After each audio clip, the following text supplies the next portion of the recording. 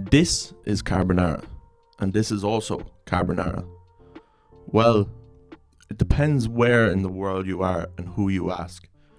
If you ask any Italian, they will choose this carbonara as the definitive traditional carbonara, or to them, carbonara. I'm not here today to tell you which carbonara is the superior version. I'll leave that up to you. What I will be doing is showing you how to cook both versions of the dish and speculating as to why there was a divergence in the first place from the traditional. First, the traditional carbonara. You need spaghetti, pancetta or guanciale, eggs, pecorino or parmesan cheese, salt and pepper. First, we'll fill up a pot with water, put it on the ring and salt it heavily. Whilst we're waiting for the water to boil, we'll get everything else done. We'll grate the parmesan and put it in a mixing bowl. Then we'll cut up the pancetta and get that frying. There's no need for oil because there's enough fat on the pancetta. Whilst the pancetta is frying, I'll talk about the history of carbonara, or the speculated history of carbonara. Carbonara is widely associated with Rome and other surrounding regions. There are three myths as to carbonara's origins. The first is that it was derived from a similar Neapolitan pasta dish.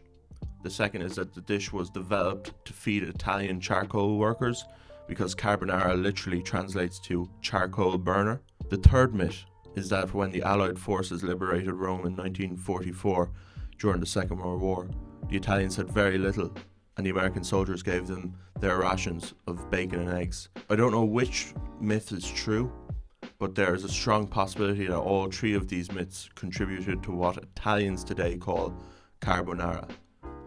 Now that our water is boiling, put the pasta in the water. The pack says to cook the pasta for 6 minutes, so we'll cook it for about 5 minutes. It'll cook more in the pan. Now that the pasta is boiling, we're going to crack our eggs and mix it with the parmesan and put in a lot of pepper. When the pasta is ready, put it in the pan with the pancetta and add the egg cheese mixture and mix it all together. And that's the traditional carbonara. Now the less traditional. The biggest difference is the addition of cream, and this is sacrosanct for Italians, and the addition of mushrooms as well. There are still eggs and bacon in this dish, but not pancetta, just regular smoked bacon. We'll put the bacon in the oven and allow it to cook. We'll wash the mushrooms and cut them up. Get a pot of boiling water and salt it heavily again. Fry the mushrooms in some olive oil.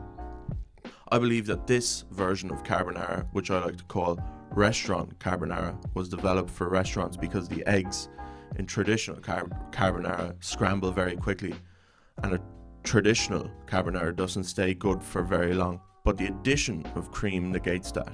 I could find absolutely no evidence for the origin of cream in carbonara, so this is all speculation. When the bacon is done and crispy, cut it up. Add 2 egg yolks to the double cream and mix it and add black pepper.